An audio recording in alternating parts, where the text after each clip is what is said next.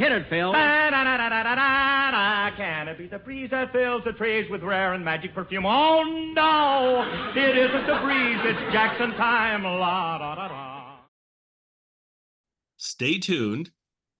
Right after this episode. For our discussion. For several years, we've been trying to get the next gentleman to be a guest on our show. But the matter of union jurisdiction has always been something of a problem. You see, the actors' union claims he's a musician, and the musicians' union insists he's an actor. Well, why don't we let you folks judge for yourself? And here he is, our good friend, Jack Benny.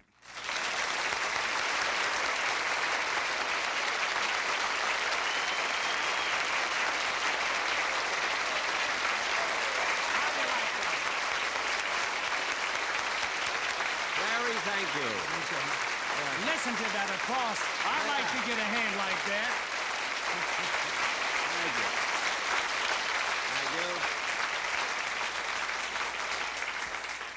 That's enough.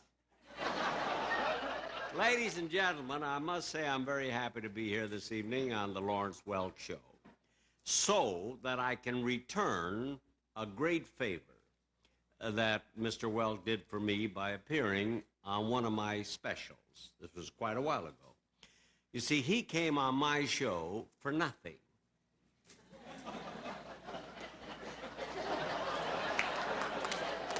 Is that funny? And now I'm on his show for nothing. That's funny. That's funny. You see, the reason we came on each other's show for nothing is we had a reciprocal agreement. Reciprocal meaning Lawrence Welk is just as cheap as I am. Right? So you can see. Now, this particular show has to do with music of all the Academy Award contenders. Even though I personally have never won an Oscar for the movies that I have made. I made movies years ago, you know, and I never won an Oscar. But there's no bitterness because many great stars have never won an Oscar. Chaplin never won it, neither did Greta Garbo. So I'm in pretty good company, wouldn't you say? Huh? Wouldn't you say I'm in good company? But there's a reason. Now, I'll tell you the reason I never won an Oscar. You see, I tried so hard to be meticulous. Every time I made a picture, I tried to be a perfectionist, you see. And I did everything to try to win an Academy Award. And then I found out they never, very seldom, or they never give it to comedians or comedy pictures. The only way you can win an award, you've got to do a picture that has absolutely no laughs in it at all. My last one darn near made it. I can tell you. Now, funny thing, when I asked Lawrence Welk to be on my show, he was very reluctant. And I said, why? And he said, well, Jack, you know the way I work. I don't have your delivery, your timing, your enunciation. So I said, Lawrence, that's ridiculous. I'll show you how easy it is to deliver lines correctly. I said, now repeat after me. I made him do it about 10 times. I said, repeat after me. The rain in Spain falls mainly on the plain. He only did it once, and he almost got Rex Harrison's part in My Fair Lady. Imagine it. But you know, Mr. Welk's career and mine are very similar. Now, Lawrence was born on a farm in North Dakota, and he had to quit school and help his father. Now, what I'm telling you now is the true story. And by coincidence, I was born in Waukegan, Illinois, and I had to quit school in the 7th grade. I was in 7th grade, and I had to quit so I could help my father, who had a clothing store.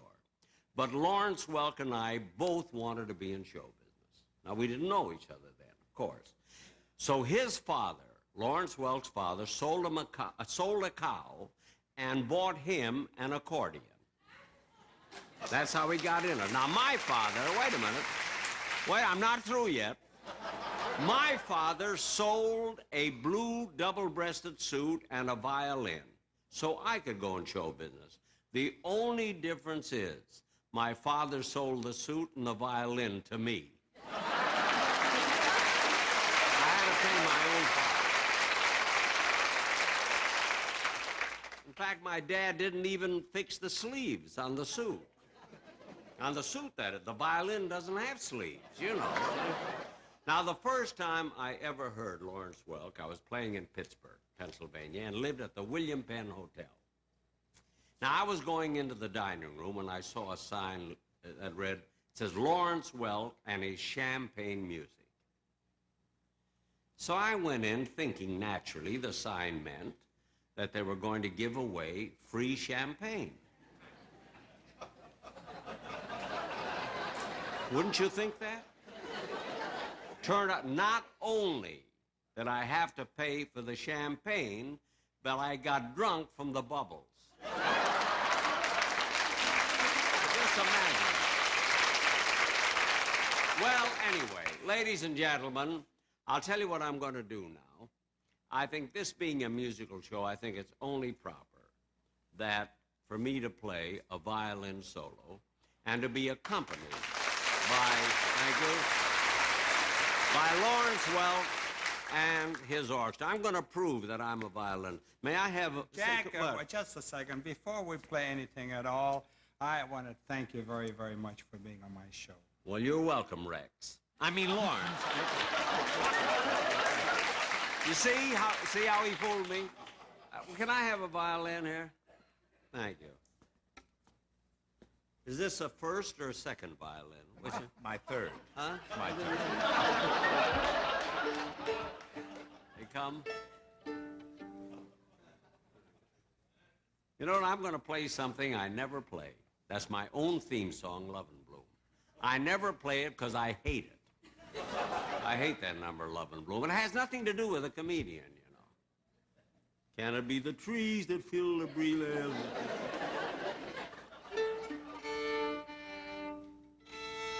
Could I have A, please?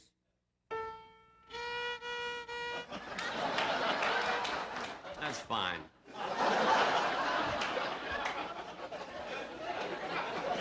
This is fun, isn't it? All right, now I'm gonna play. All ready? Give me something.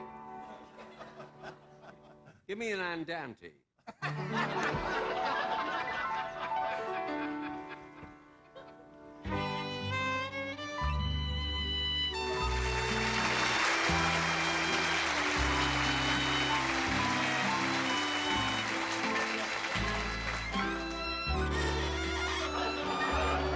Old violin.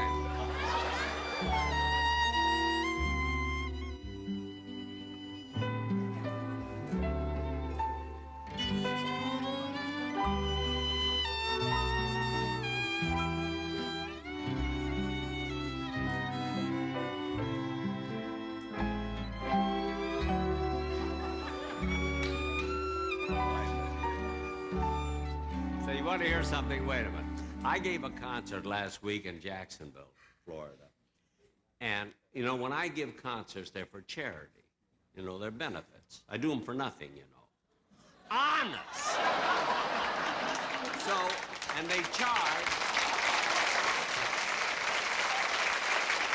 I have to take a note. They charge, when I give a concert, these benefits, they charge from $2 to $100 a ticket. Only in my concerts, the $2 seats are in front. The further back you go, is $3. There. All right? Boom.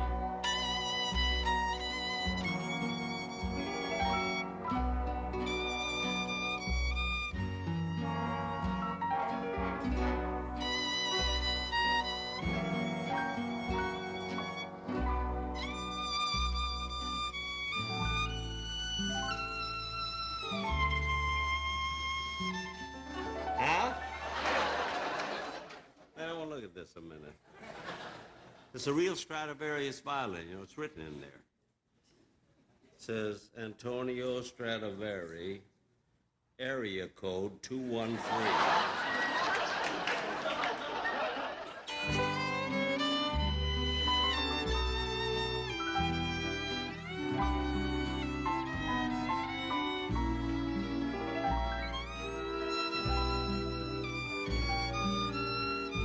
I want to see if I can make it now.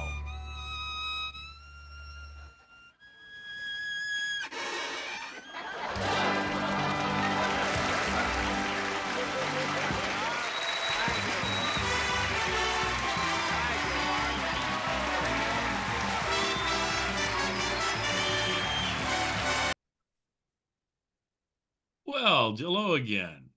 Welcome to the Lawrence Welk Show. I hope you're going to enjoy this. Anybody do the pop out of your mouth? Yeah, exactly. Hopefully that's how Lawrence Welk did it himself. Well, we are presenting the Jack Benny appearance on the Lawrence Welk Show.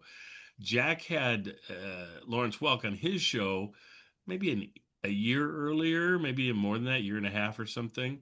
And so it sounds like chances are they were planning on having Jack on the Lawrence Welk Show for quite some time, and then probably their schedules matched up okay, and so he could be on it.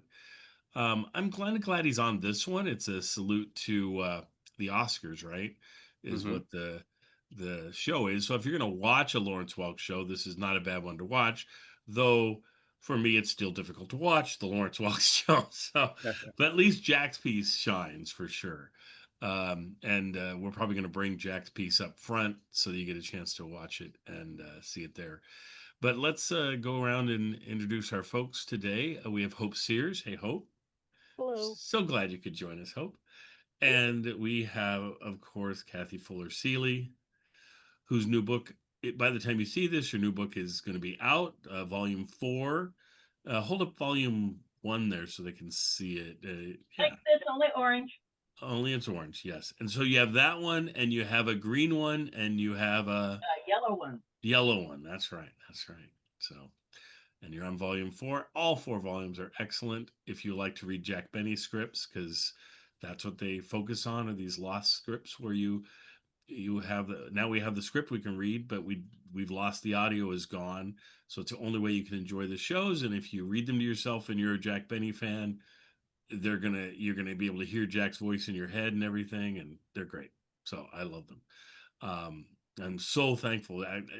They're like the most exciting thing that's come out for Jack Benny, other than this that we do. Yeah, yes. So, yeah. Yes. And we have John Henderson. Hey, John. Oh, From This Day in Jack Benny. that's right. Probably still currently the best Jack Benny podcast out there until mine starts going again. So, but John, you got anything special for the summer, or just a kind of a best of It's summer? summertime.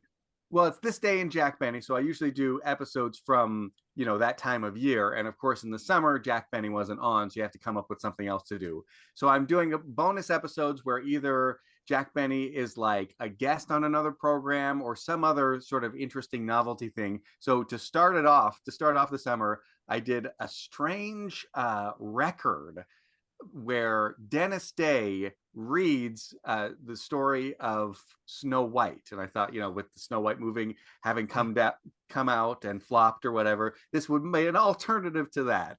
Yes.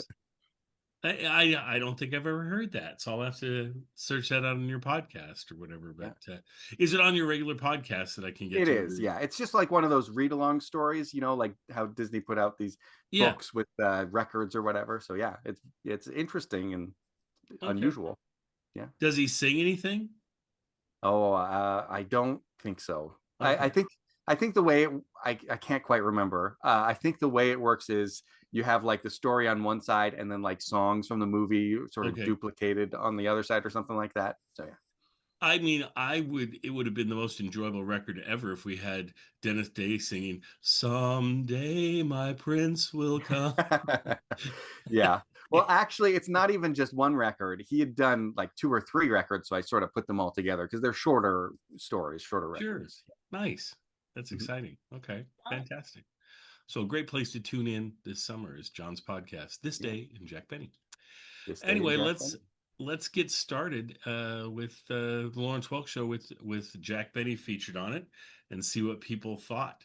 Um, I, for one, love seeing folks in powder blue and lime colored tuxedos. I think that that is an exciting, great look that we need to bring back. All I had was my white one, but it's white ghost.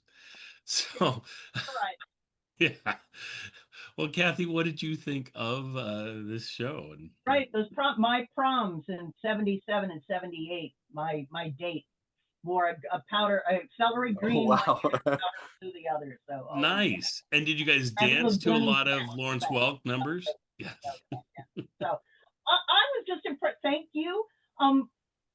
As much when we talk television history, this period usually gets known as the age of relevance, and all the attention goes to All in the Family and the Mary Tyler Moore Show and the beginnings of MASH and all these programs that were supposedly pitched to hip young liberal viewers to try and catch their eye for the advertisers. And this And show was right along with those as for a hip young audience, and I think yeah, that's and yet television history forgets the long running success of shows like this that spoke to, if you will, the silent generation.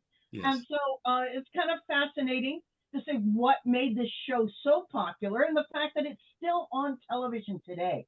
That Mhm. PBS stations, God bless them, are still able to rake in regular dollars, and more than 200 still carry, like on Saturday nights at 7 p.m. or sometime on the weekends, these repeats of the Lawrence Welk show from like 1961 to 1972. Uh, the sort of endless popularity is sort of pleasant background music. It's just fascinating. From what I've read online, Lawrence Welk didn't have a lot of very many guest appearances. Um, No. uh, so this was a bit of a rarity, but hooray to get a wonderful appearance from Jack, who just seems to be having a wonderful time. And he tells these lovely story, little joke made up just for this show about the similarities between Lawrence Welk and himself, and they're both from the Midwest, and and their fathers encouraging them and things like that, and then playing his violin a little bit. It was adorable. So Agreed. I loved it. I thought it was a fun appearance for by Jack, and it's not the shortest appearance. It's a nice, fairly long piece that he gets a chance to do. and I was when the show first came on.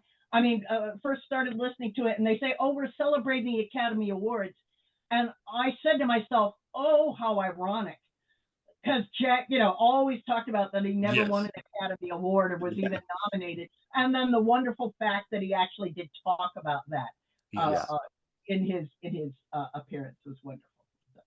Yeah, because you don't get that in later Jack Benny appearances very often. He talked about it a lot in the 50s and the 40s and things, but But it's with neat to have him time, revisit that yeah. piece. Yeah, yeah, I love that. Uh, Hope, what do you think about this one? I loved the portion that Jack was on. Yes, But I've expressed, I don't know if I've expressed it on this show before, but Lawrence Welk bores me to death. yeah, And so I was watching this in like 2 times speed, and it was like, oh, this is actually standable in yeah. 2 times speed. If I could listen to the music like kind of a little faster, like good, and it still sounds good. So it's like, okay. So that's the hack if anybody has ADHD. Yeah. Um, but I did enjoy Jack's appearance, and like Kathy was saying, with his talking about the Oscars, I kind of made a mental note to like bookmark that because it definitely speaks to something that I really want to showcase because he does kind of speak to the fact I learned that they never give an Academy Award to a comedian Yes, and or comedy. And that's not exactly true, but it's pretty darn close to being true. right. And so I want to I've for a long time I've wanted to make a video about that. So Jack had perfect Yep. excerpts for that. So Well, and that's I'm always gonna been one of be my taking some favorite of that. jokes of Jack's that he's used for years and years is the, you know, so you know, a show that gets almost no laughs is the only thing that's ever going to win. And my Yeah. last movie, it darn near made it. You You're made like, it, yeah. Yeah, that that's is great. such a great piece, and they've done it so many times over the years. But it seems so genuine, like this time. Like I've heard it from Jack, but it Yeah, seemed very, like jokey, jokey. This time I was like, this has more of like, I believe this to be true. yeah, And I can definitely tell there's a little bit of a tone shift of like, yeah, they're not maybe in the and it's kind of true. It gets more and more true that like in the 30s and 40s you did have very successful movies that were getting that were comedies that were getting Academy Awards, but as you progress, that is happening less and less. that's yes, And so it is more true when he's saying it now than when he joked about it in the past. right. Well, I think too, as comedies become more and more, I don't know, vulgar and base and so forth as time goes on, it becomes harder and harder to give it to them. The comedies that were your slapstick comedies and or your kind of madcap sort of comedies that took a lot of uh, uh, a lot of choreography almost with the way they presented things and the way they did things. Those sort of things I could see definitely get an Oscar or something for just the way they're directed and their editing and all that sort of thing. It's hard to do with some of that, and they did some amazing things in the past. But But I mean, there's a lot of more like violence, vulgar and stuff that and like sexual and like stuff that ends up getting an Academy Awards now. And it does take I that's also one thing when I was talking to people at the South by Southwest Festival behind the scenes is like it takes just as much effort to put together a joke behind the scenes and sure, make it look effortless than than just also putting on a regular like piece of dialogue. So right. it is the same challenge, but it's almost like comedians do their job too well in making it look effortless. Yeah, yeah, definitely. I also think that in the last 20 years, there's been a lot more dramedies, like there's been Yes, so many things I've watched recently with my wife, and at the end we'll turn and we'll just be like, oh, that was a heavy comedy. Like, yeah. so the line between a comedy and not a comedy, I think, is blurring a bit. So I don't know if that will change whether or not they'll I start to. I think they want to say things are comedy now. Like I've seen a lot of discussion about when I was at South by Southwest, a lot of people were calling The Bear a comedy. And I watched one episode of The Bear and I was like, I cannot watch this because this Gotta is watch the whole not a comedy. in the over the whole thing. You can watch if you watch the whole thing, you will say there are deeply comedic moments. And Right. and the arc is kind of deeply ironically absurdly comic. But just as you say, it's Right. Yeah, a there's a problem whole with lot of drama. labeling it strictly a comedy because what? Yeah. Well, it's for instance, my wife and I have been watching on Peacock. I think it's called Poker Face. The it's very much if you were going to reboot Columbo with a female protagonist or whatever, that's sort of what this is, and it leans into the comedy elements pretty heavily, but it also is a mystery sort of thing, or what they weren't mysteries, were they? The because the reason I mentioned Columbo is the exact same way, where you know who the what was that? Procedurals that there's been a murder It's not today. really procedural. What did they call it? Because it wasn't a who done it. It was how done it. Maybe Yeah. it was like the you know who the murderer is. They establish it from the very beginning. In fact, before you even see the main character, they show you the murder and who the murderer is and the whole thing, and then it's just them trying to the detective in this case. She like someone who just travels around and solves mysteries or whatever. She's sort of like Scooby Doo minus Scooby Doo and the gang. It's just Velma or something.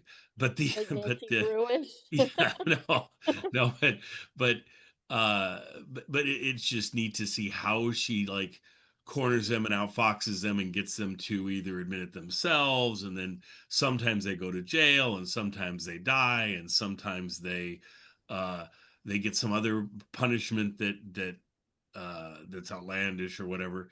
And each episode is kind of I could totally see that series get some sort of awards for how they put it together. They're on their second season now. It's getting a little crazier as time goes on. It's hard, I think.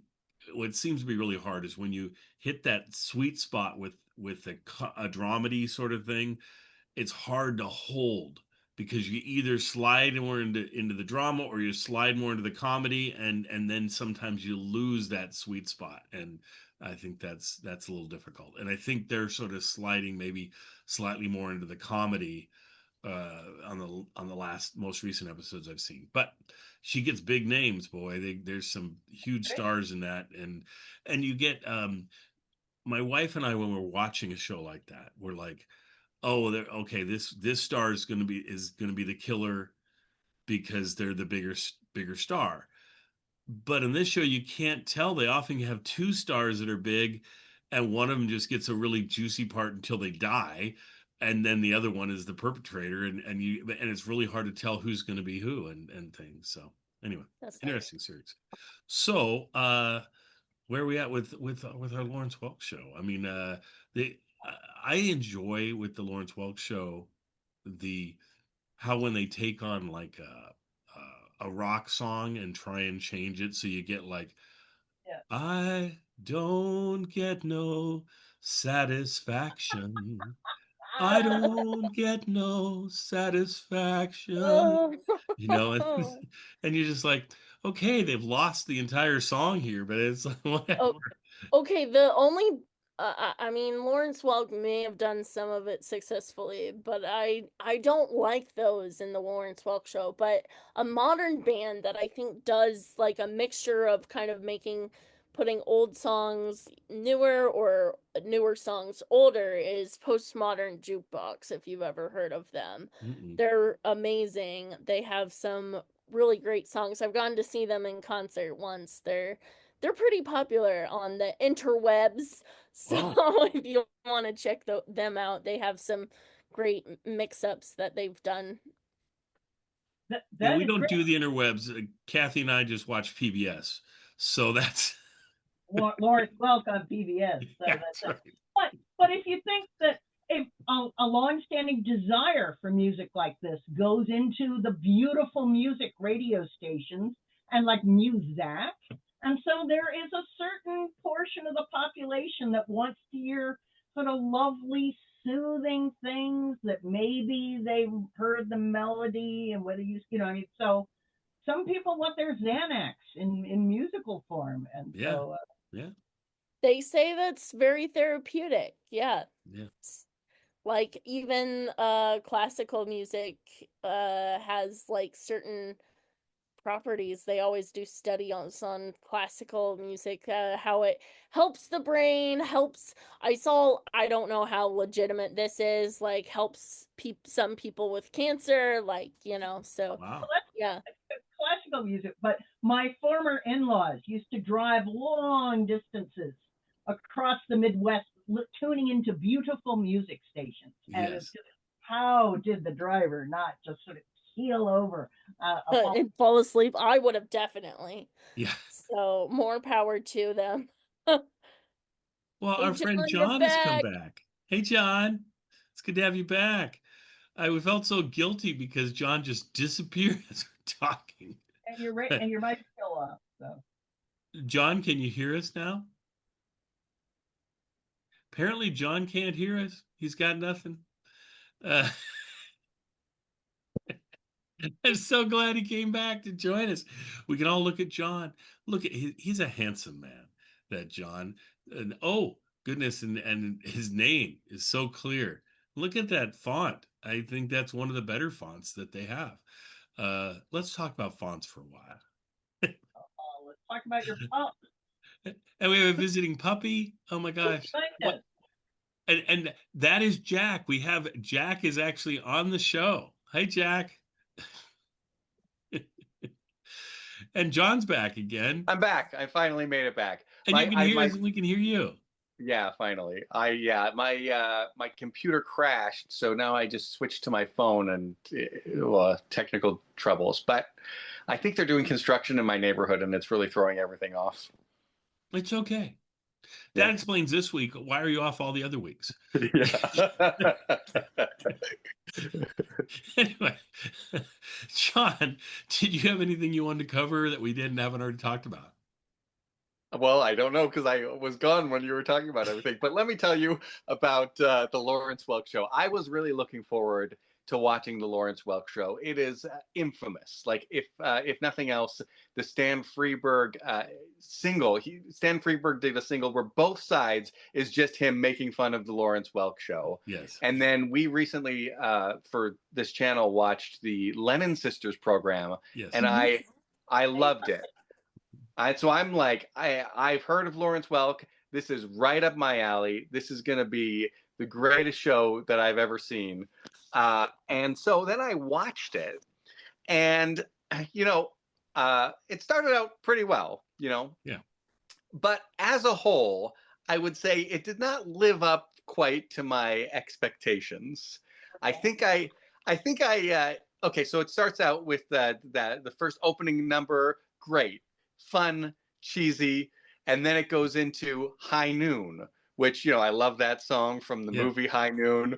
Why not? It's so again, it's sort of a cheesy fun that I really enjoyed.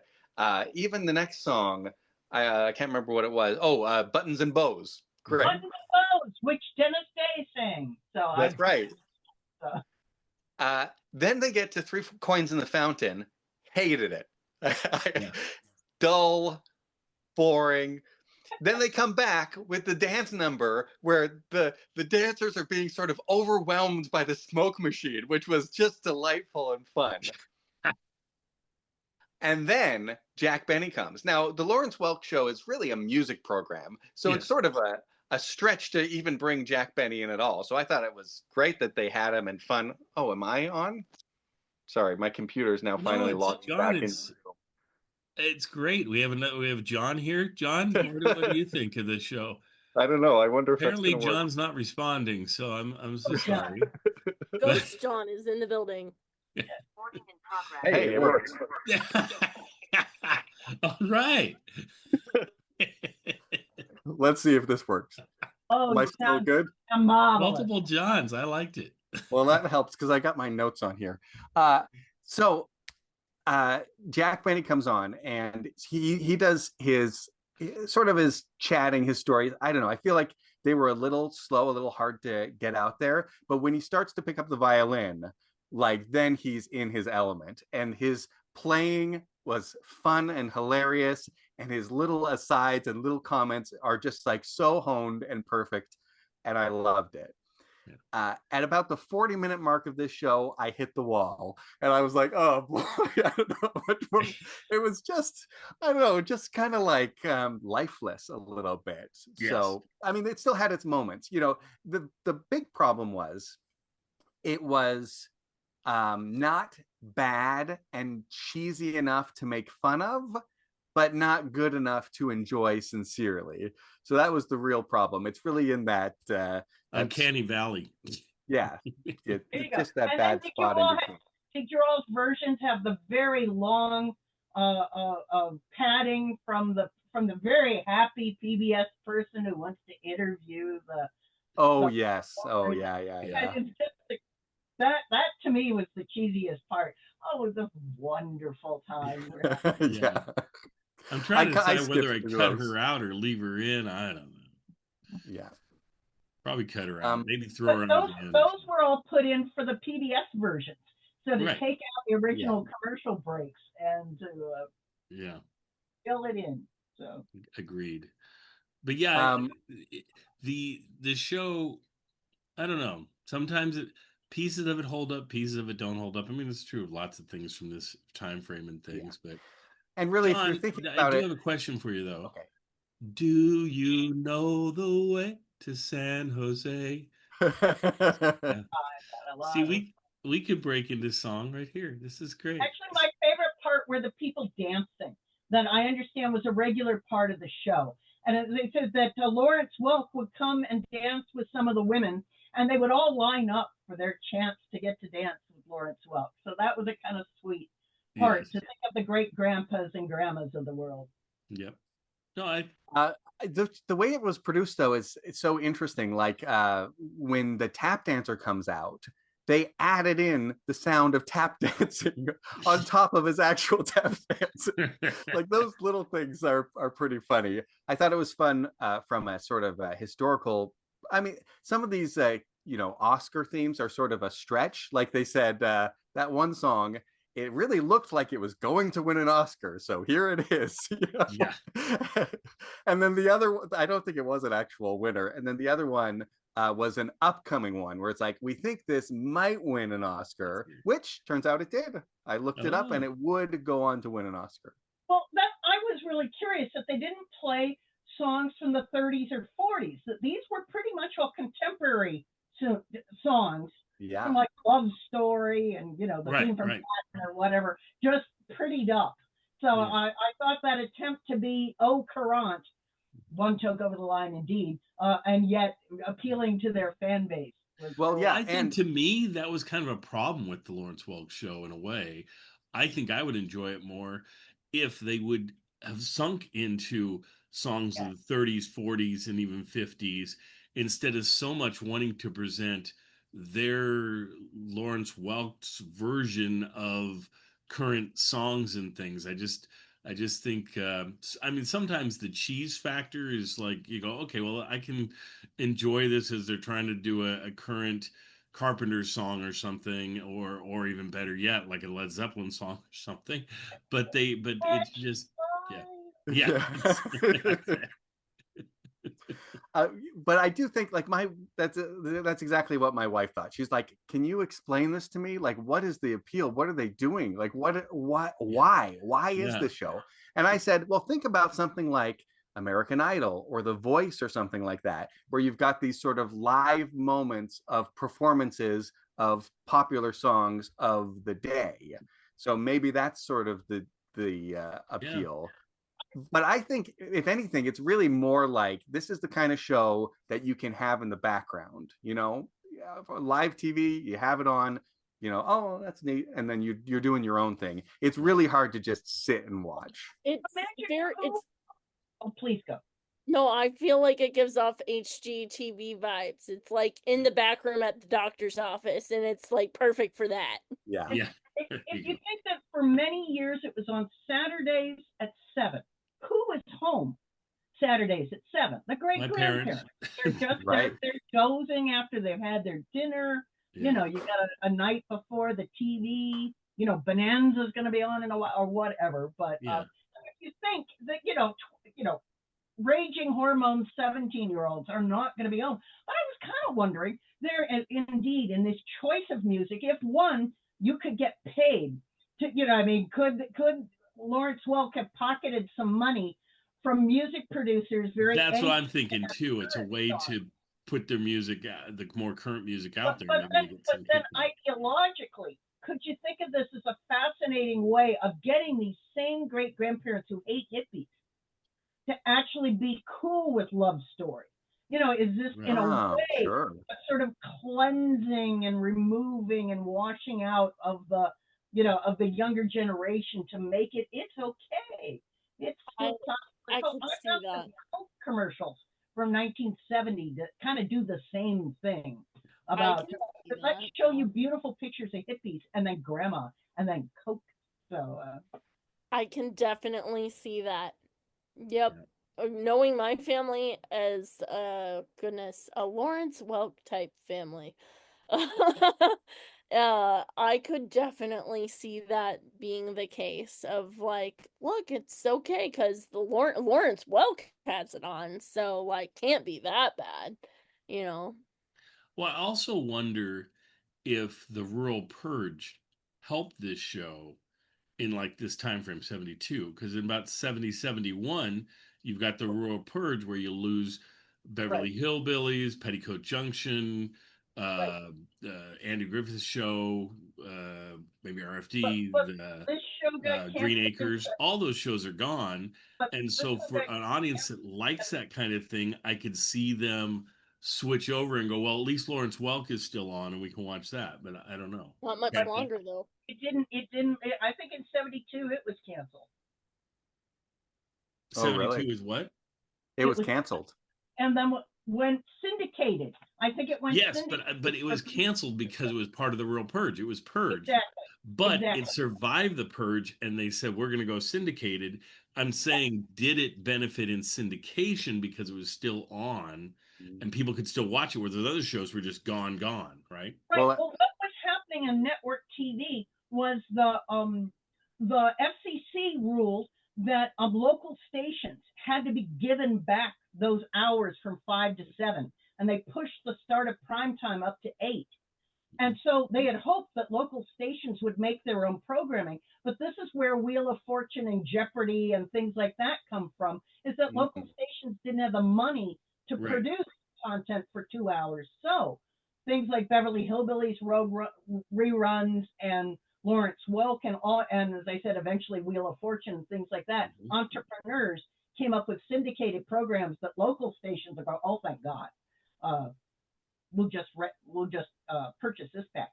So Right, right.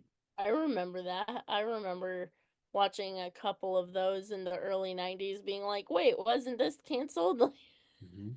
yeah, And so Well, sorry for the and Hee TV. Haw, didn't Hee Haw have the same thing Exactly, happen to it? and so there's really interesting comparisons that the two most popular syndicated shows of this early '70s era when were Hee Haw and Lawrence Welk. Huh. And you can kind of imagine them being programmed back to back, or would you be Team He or Team Lawrence? I don't know. Yeah, yeah. oh, I could see that's there'd be crossover in oh, that. I Yeah. can definitely see now why more people would watch Lawrence Welk than originally thought. Cause like I know Hee Haw was popular. I could never get into Hee Haw. Hee hee ha ha hee hee ha. Yeah. DR But 549. Kathy, where oh where are you tonight? Why did you leave me here all alone? I searched the world over and thought I found true love. You made another and you was gone. I I never think watched got Hee-Haw a new either. direction for So our YouTube channel. yeah, exactly. Hee-Haw. Bet you never thought you'd hear that from a guy in a tux, I tell you. With that, anything else from Lawrence Welk we want to talk about? Now that we've done the whole cultural world I here. feel like Yeah. I need a palate cleanse. Yes. Yeah, just to remind us of the Jack Benny bit, I want to mention one of my favorite parts Oh, was where, he on this? yeah, No wonder uh, they just had so few guest stars. yeah, I love the part where he's badly tuning his violin and says, that's fine. Give me a name. Yes. Yeah. I've I always loved wonder. that when he does that. I wonder if this is part of. I mean, what he was so used to doing now with symphony orchestras. This Yes. was part of his live shtick with the musicians. So Oh, I how definitely think so. I think it was that a piece of that. Yeah. Because I think every night he did that tuning up thing where it's just like, Yeah, ah, and close yet enough. I was a little taken aback to have him say, "I hate Love and Bloom."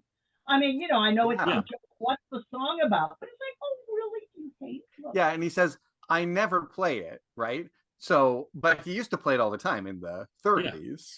So, Yeah, yeah. I think he does. I mean, I think, and that's You just think a it's the thing bit. he says. I don't know if he really means that. He always, I mean, in interviews and things, I've heard him say, it's just terrible, bizarre theme song. I mean, at least like Bob Hope's theme song makes some sense. It's like how does that make sense as my theme song? But it is. I have heard George in like books say like that Jack didn't like his theme song, but George still liked his. he's like, you have to be very careful with choosing a theme song because it'll play over and over and over, and you'll have to hear it forever. Yes, yes. So I think it's probably very much that, like, he didn't really think that he'd have to hear it forever. Yeah, yeah. All right. Well, we'll leave it at there, and have a great week, everybody. And we'll see you next time for more Jack Benny on something else. We definitely have more Tonight shows coming up if you like those. So yeah, yeah. And then and I think coming up here, it's either right before this or right after this. I'm not sure where we are in timeline, but his appearance on the Flip Wilson show should be with him. Oh, that's a good one. Yeah.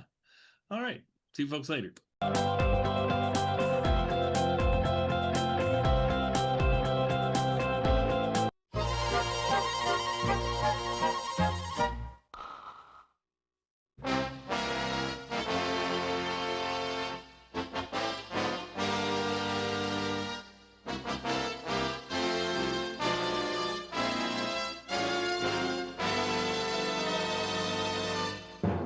Ladies and gentlemen, it's the Lawrence Welk Show, celebrating more than 60 years on television.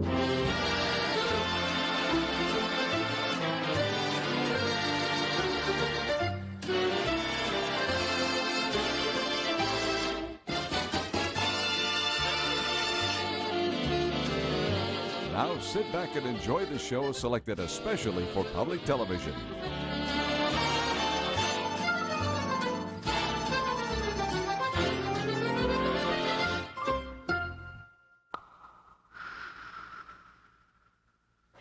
Hello, everyone. I'm Mary Lou Metzger, your host for this Lawrence Welk Show. This program, Academy Awards, originated in 1971 on ABC, and it's so great that we can present it to you right here on public television. Highlights of this program include Norma Zimmer and Jimmy Roberts teaming up to sing Three Coins in the Fountain. Sandy and Sally sing Burt Bacharach's Raindrops Keep Falling on My Head. And just wait to see who the special guest superstar is. Later in our program, we will visit with the talented singer Tanya Welk Roberts and hear her fascinating stories when she was featured every week on the Lawrence Welk television show. But right now, here's the maestro himself, Mr. Lawrence Welk.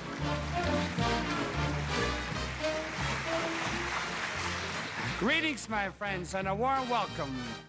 This evening, we salute Hollywood's annual Academy Awards, and we're honored to present a very, very special guest, one of Hollywood's most distinguished citizens, the one and only Jack Benny. We'll meet Jack later in the program. Now on with our Academy Award show.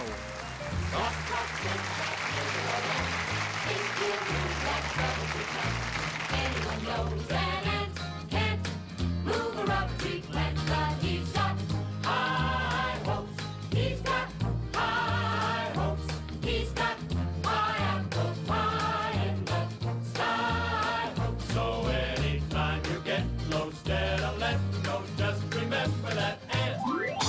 Whoops, there goes another rubber tree. Whoops, there goes another rubber tree. Whoops, there goes another rubber tree plant.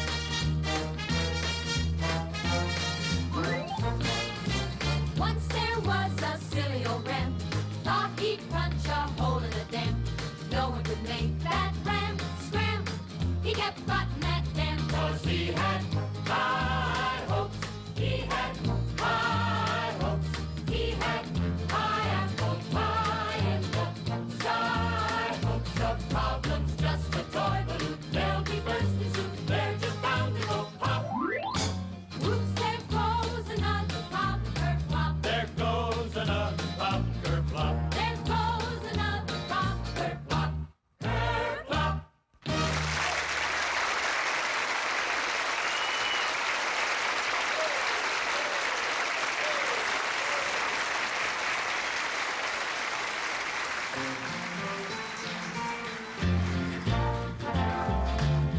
Do not forsake me, oh my darling,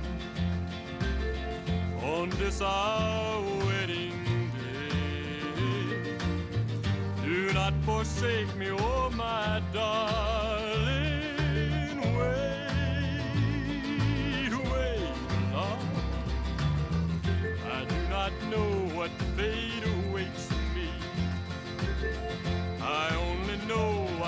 must be brave,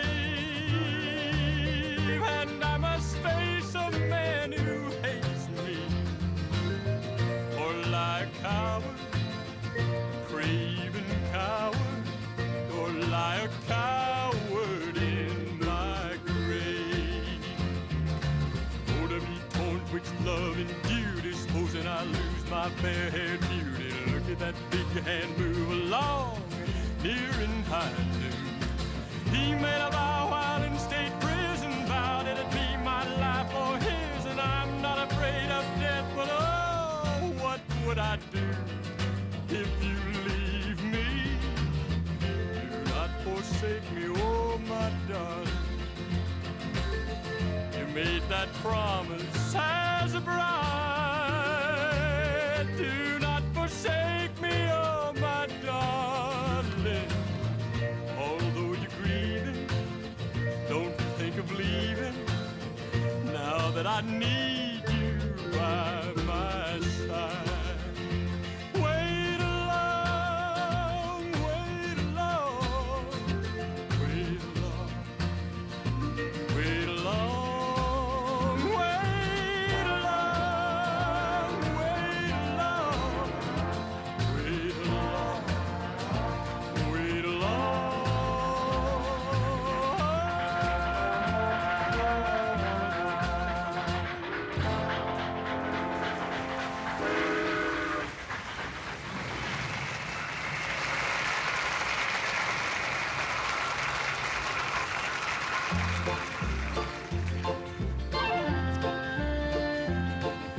East is east and west is west, and the wrong one I have chose. Let's go away, you'll keep on wearing those frills and flowers and buttons and bows. Rings and things and buttons and bows. Don't bury me in this prairie, take me where the cement grows. Let's move down to some big town where they love a gal by the cut of her clothes. And I'll stand out in buttons and bows. I love you in buckskin or skirts that you homespun, but I love you longer, stronger, where your friends don't tote a gun. My bones get numb, the buckboard bounce, and the cactus hurts my toes. Let's vamoose where gals keep using those silks and satins and linen that shows, and you're all mine in buttons and bows. Give me eastern trimming where women are women in high silk hose and peekaboo clothes and French perfume that rocks the room, and you're all mine. I'm all yours. You're all mine in buttons and bows. Buttons and bows. Buttons and bows.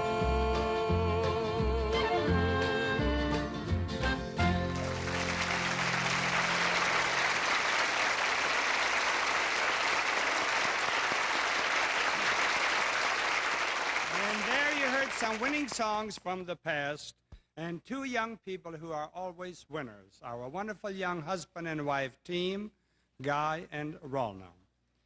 The 1960 award winner, Never on Sunday, was the title song of a movie about Greece.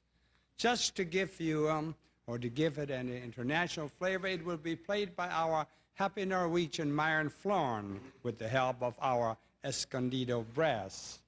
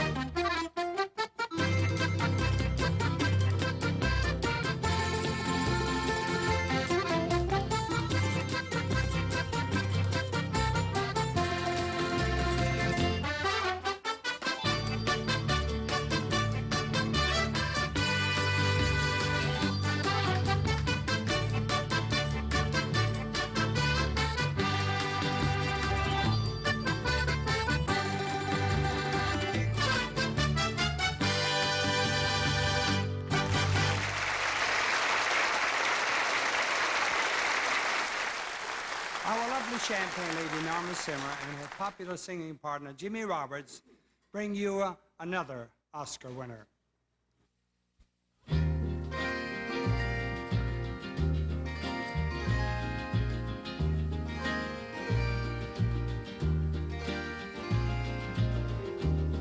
Three coins in the fountain, each one seeking happiness.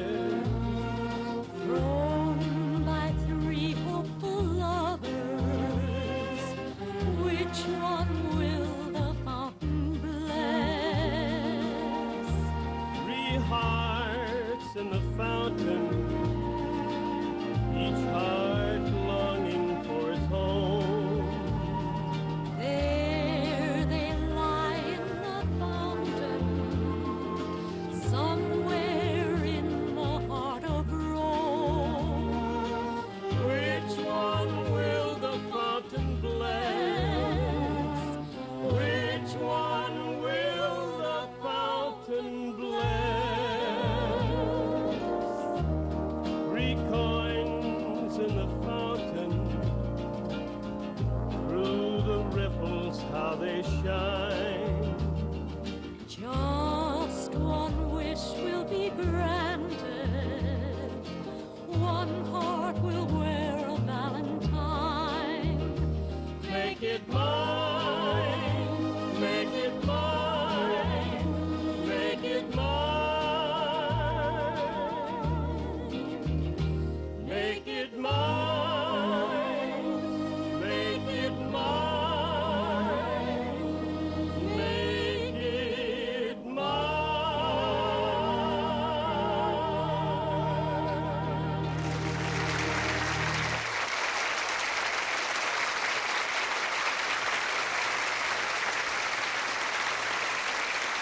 Very, very nice, Norma and Jimmy. And that song won the award in '54. The background music of the picture Love Story is a strong contender as the best original score of a movie. Here we have Bobby and Sissy dancing to Bob Ralston's recording arrangement of the Love Story theme.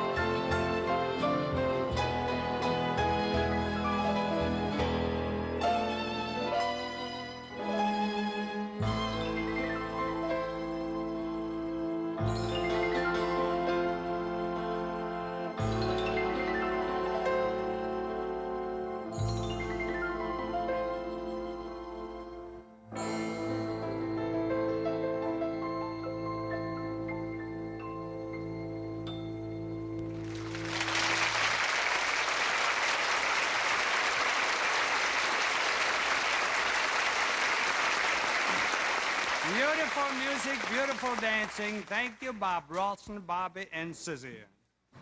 No matter what the conditions, there are two charming girls we can always count on to brighten things up on our show. Of course, I'm speaking of Sandy and Sally, and here they come.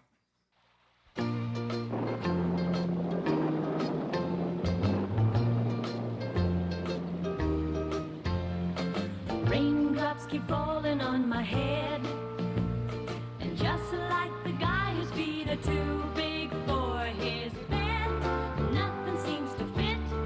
Those raindrops are falling on my head, they keep falling. So I just did me some talking to the sun, and I said I didn't like the way he got things done, slipping on the job. Those raindrops are falling on my head, they keep falling. But there's one thing I know, the blues they send to meet me, they won't defeat me. It won't be long till happiness steps up to greet me.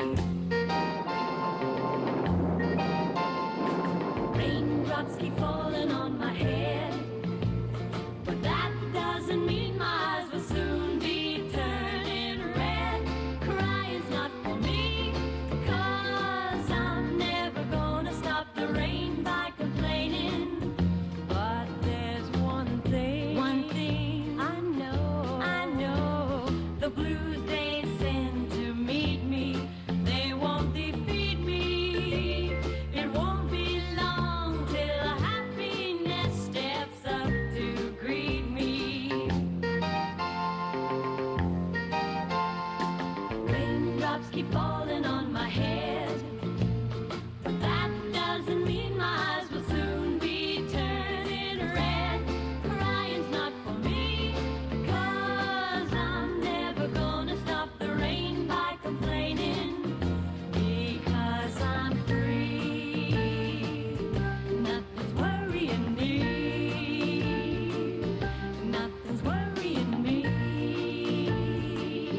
Nothing's worrying me.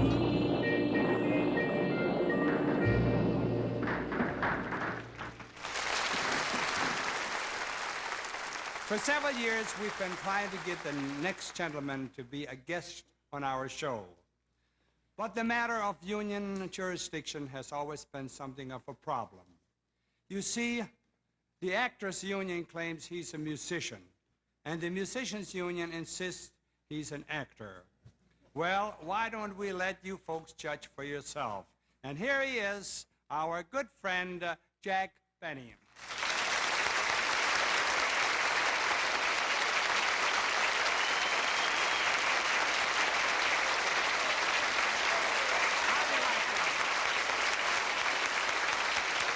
Very thank you. Listen to that applause. I'd like to get a hand like that. Thank you. Thank you. That's enough. Ladies and gentlemen, I must say I'm very happy to be here this evening on the Lawrence Welk Show, so that I can return a great favor that Mr. Welk did for me by appearing on one of my specials. This was quite a while ago. You see, he came on my show for nothing.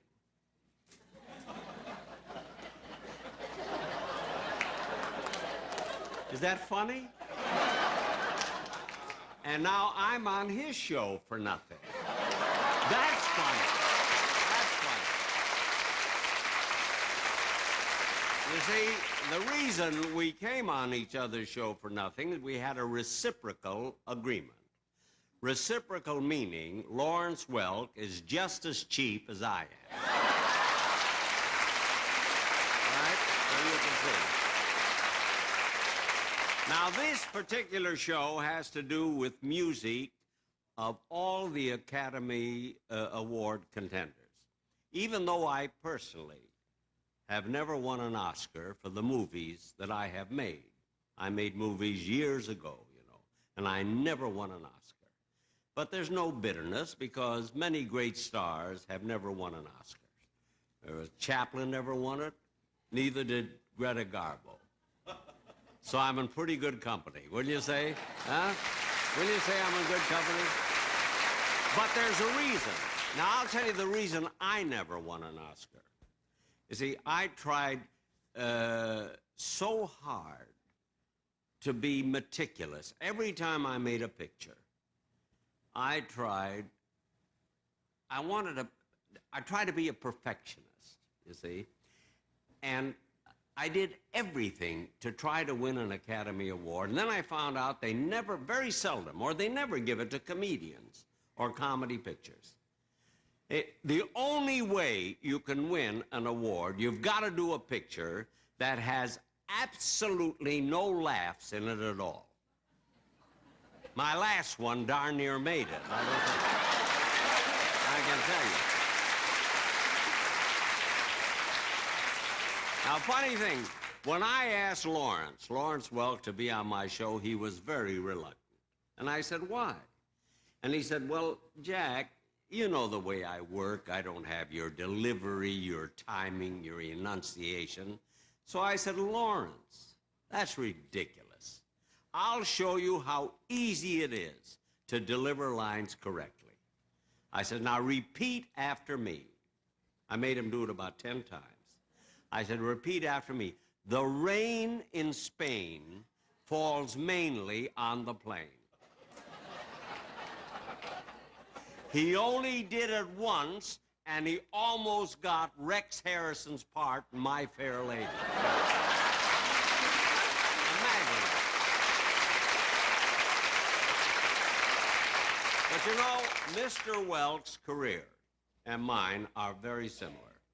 Now, Lawrence was born on a farm in North Dakota, and he had to quit school and help his father. Now, what I'm telling you now is the true story.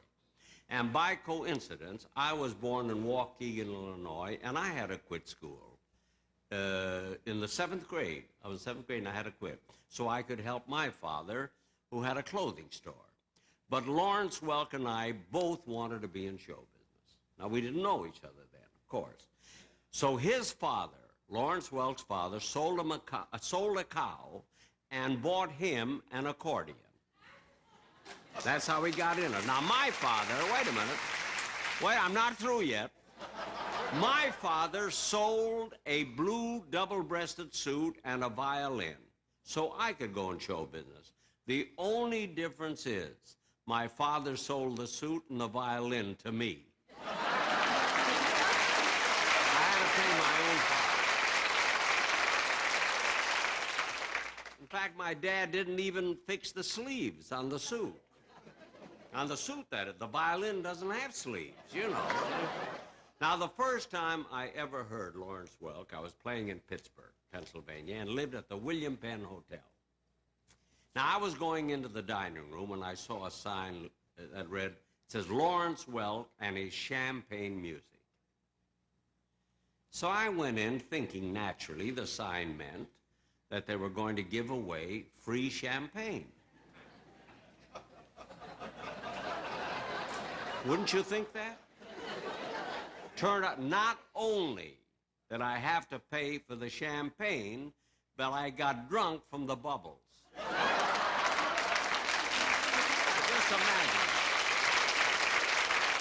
Well, anyway, ladies and gentlemen, I'll tell you what I'm going to do now. I think this being a musical show, I think it's only proper that for me to play a violin solo and to be accompanied by Lawrence Welk and his orchestra. I'm going to prove that I'm a violin. May I have a... Jack, just a second. Before we play anything at all, I want to thank you very, very much for being on my show. Well, you're welcome, Rex. I mean, Lawrence. You see how he fooled me? Can I have a violin here? Thank you. Is this a first or a second violin? My third. Huh? My third. They come. You know what? I'm going to play something I never played. That's my own theme song, Love and Bloom. I never play it because I hate it. I hate that number, Love and Bloom. It has nothing to do with a comedian, you know. Can it be the trees that fill the breeze?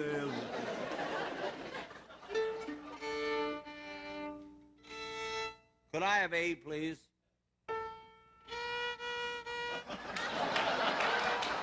That's fine.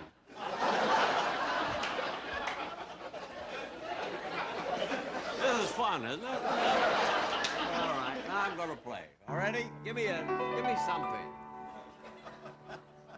Give me an andante.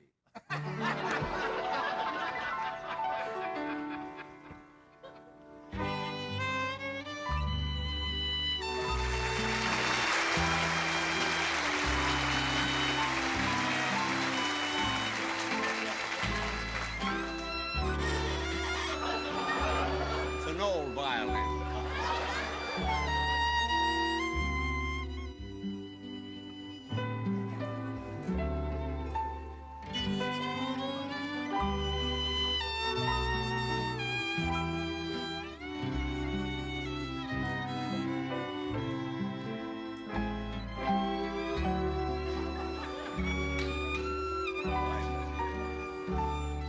So you want to hear something? Wait a minute. I gave a concert last week in Jacksonville, Florida. And, you know, when I give concerts, they're for charity. You know, they're benefits. I do them for nothing, you know. Honest! So, and they charge... I have to take a note. They charge, when I give a concert, these benefits, they charge from $2 to $100 a ticket. Only in my concerts, the $2 seats are in front. The further back you go, is $3. There. All right? Boom.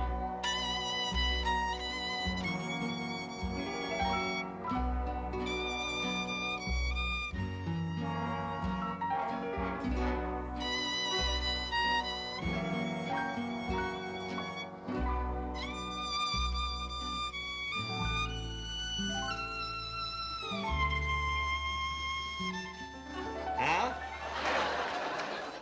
I want to look at this a minute. It's a real Stradivarius violin. You know, it's written in there. It says Antonio Stradivari, area code 213.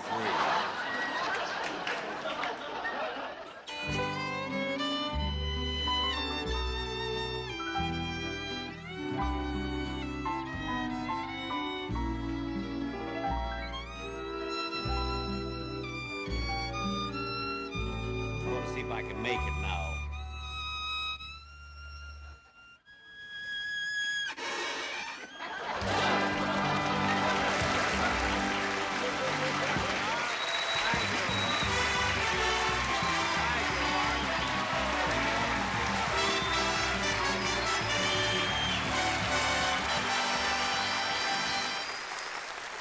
I'll always remember when Jack Benny made this special appearance on our show. It was a great moment to cherish. Coming up later, Tanya sings For All We Know, and we'll have a medley of Academy Award-winning Disney songs. And a reminder that we'll be visiting with Tanya Welk Roberts at the end of the show. Now, back to our Academy Awards salute. In the history of the Academy Awards, there have been many wonderful songs nominated. Naturally, they couldn't all be winners. We'd like to recall some of these past contenders, starting with this 1965 song. Candilo sings it for you.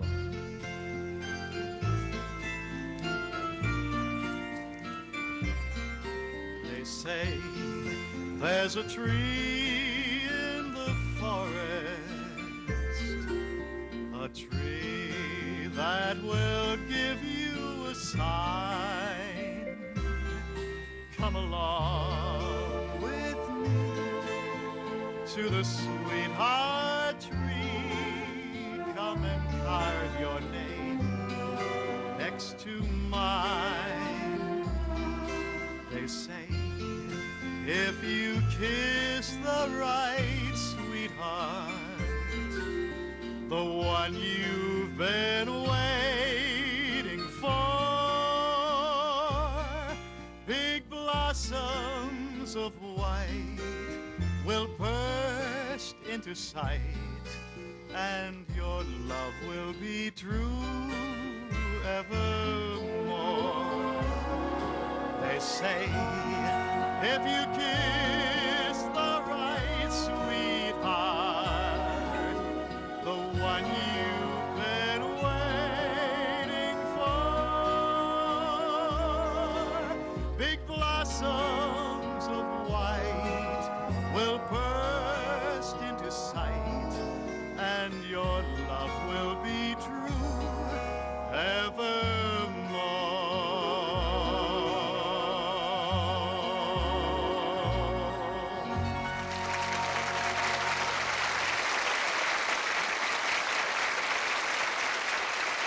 Sweetheart Trio by our friend Henry Mancini, one of many nominations for this great composer.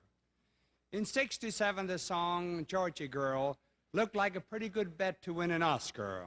Well, we still like it, and here's our recording arrangement.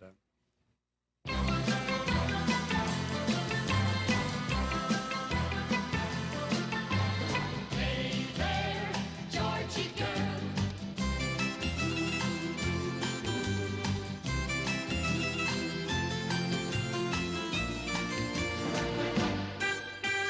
Hey there, Georgie girl. Hey there, Georgie girl.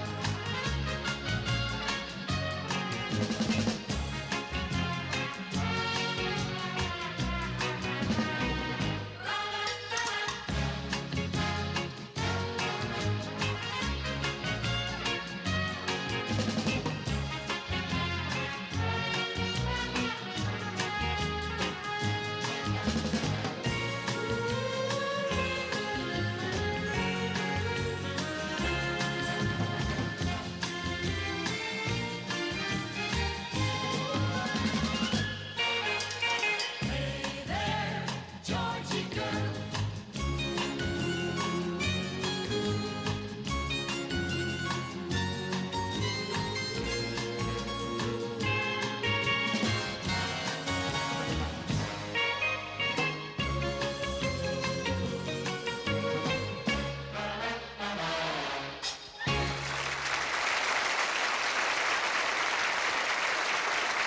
A nice beat, a good rhythm tune.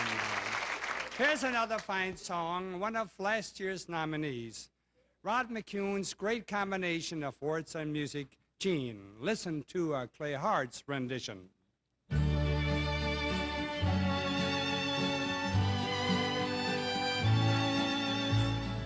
Gene, Gene, roses are red,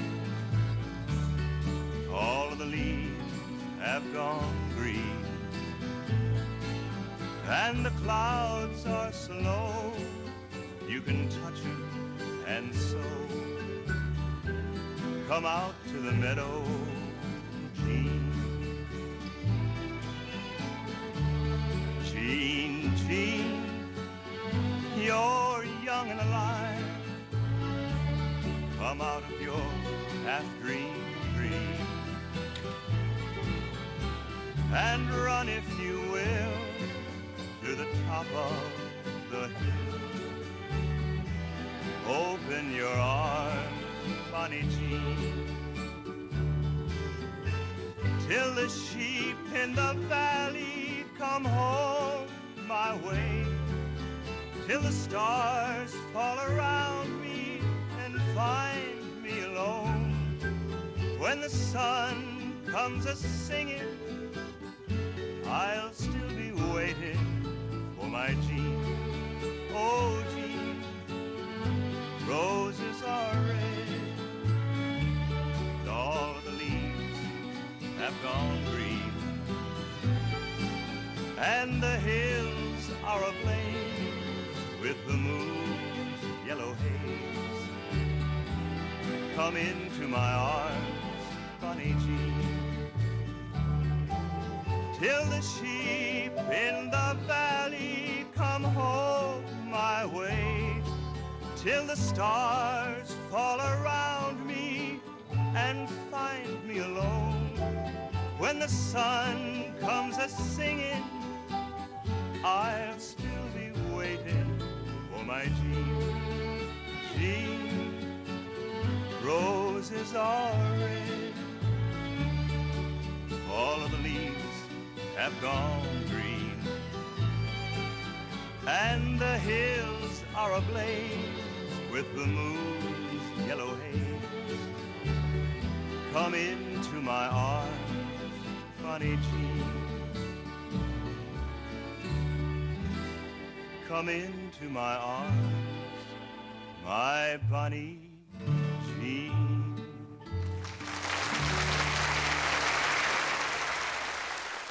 Folks, my daughter-in-law, Tanya, has a pretty song she thinks has a good chance to win. And it just might, for all we know, and that's the title of the song.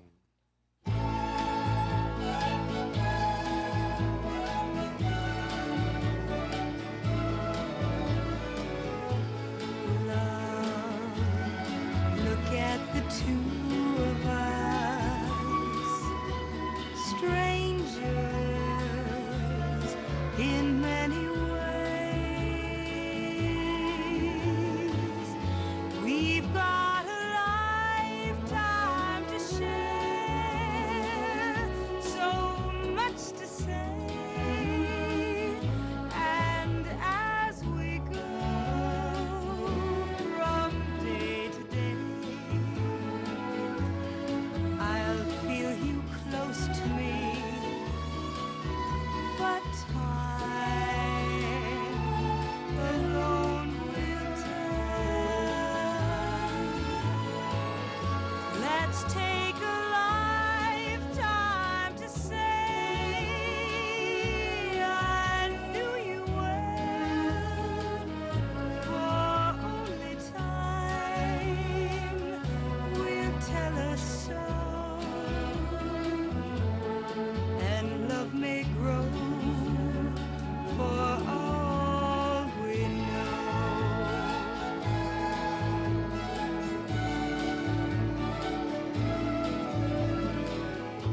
Love, look at the two of us, strangers in many ways. Let's take a lifetime to say I knew you well, for only time will tell us so. And love may grow for all we know.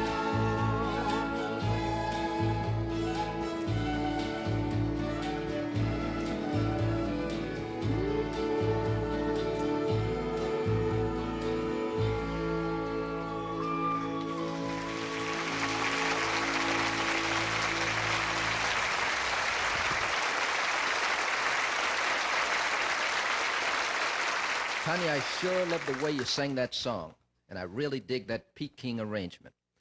Folks, I'd like to do a little routine to the very first song that won an Academy Award, the Continental.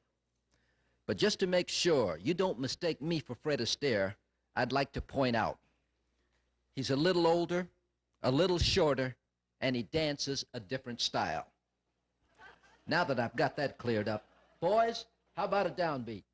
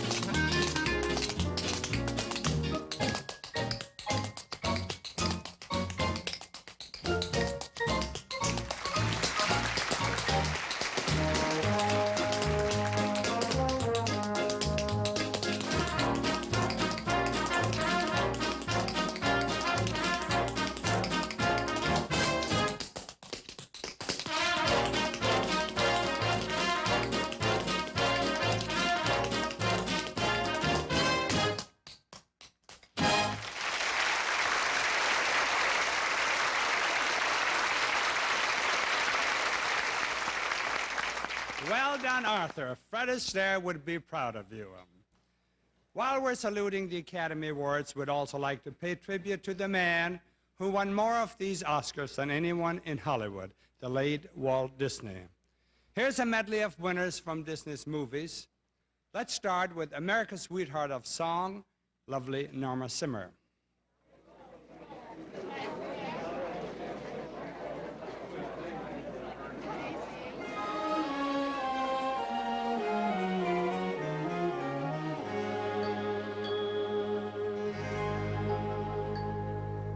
When you wish upon a star, makes no difference who you are. Anything your heart desires will come to you. Like a bolt out of the blue, fate steps in and sees you through. When you wish upon a star, your dream comes true.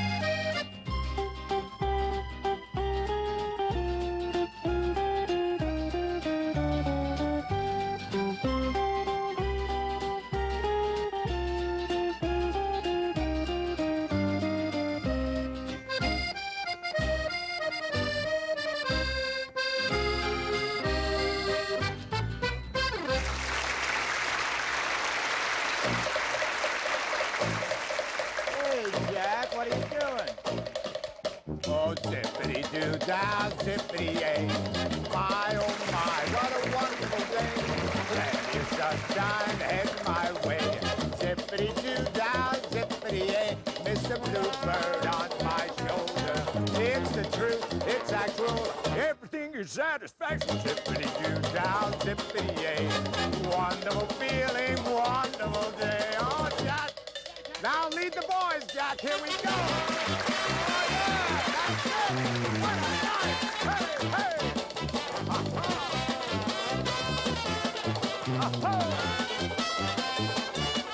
Mr. Bluebird on my shoulder. It's the truth. It's actual. Everything is satisfactory. Zippity-doo-dah, zippity-yay. Wonderful feeling, a wonderful day. What did I say, fellas? Oh, yeah. Oh, wonderful feeling, wonderful day. Oh, wonderful. The greatest. The greatest.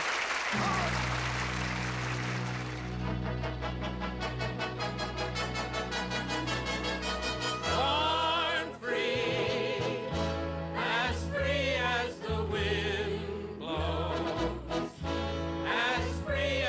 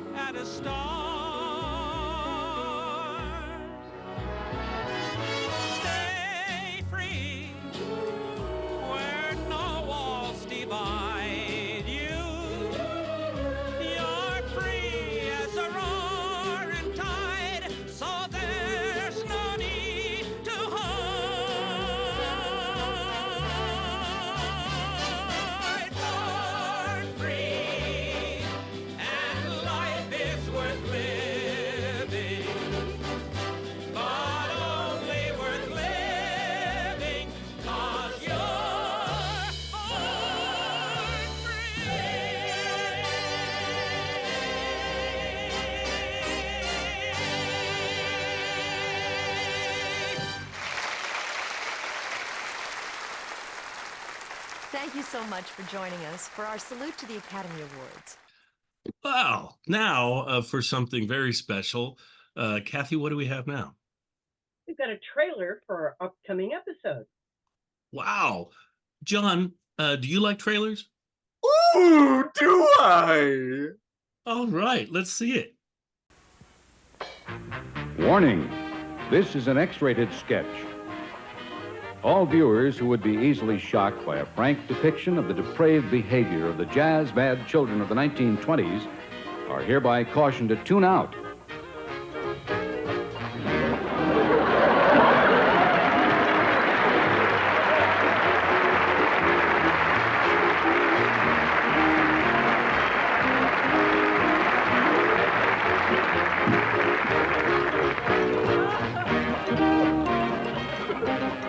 Set it right down here, honey.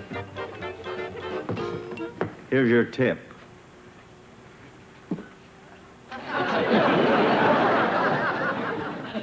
Just one? Don't be greedy. These lips have to last me the whole semester.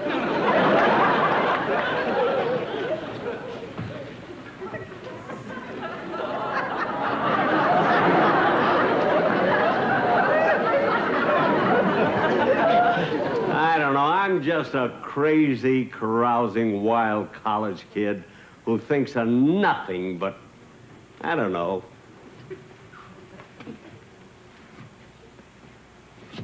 Gee, I love this part.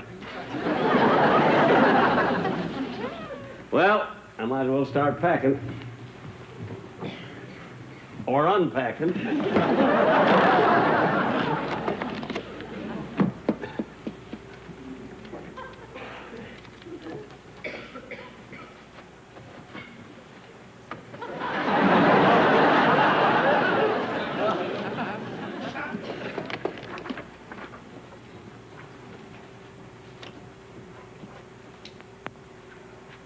I don't know which one I like better. All my life, women have found me irresistible. I've broken up more homes than the freeway. I hear this college is full of beautiful girls, so I'm going to have to pace myself. I just hope my roommate can handle the overflow. Yeah, I sure hope he's charming and witty, sophisticated. A real man about town. That's what I want for a roommate.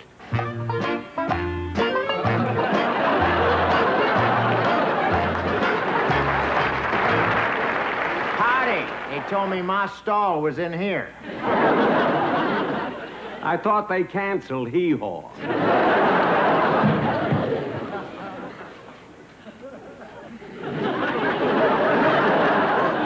Neighborly of you to make me feel at home like that. My name's Goober. I just flew in from Calabasas. He must have caught the 5 o'clock chicken.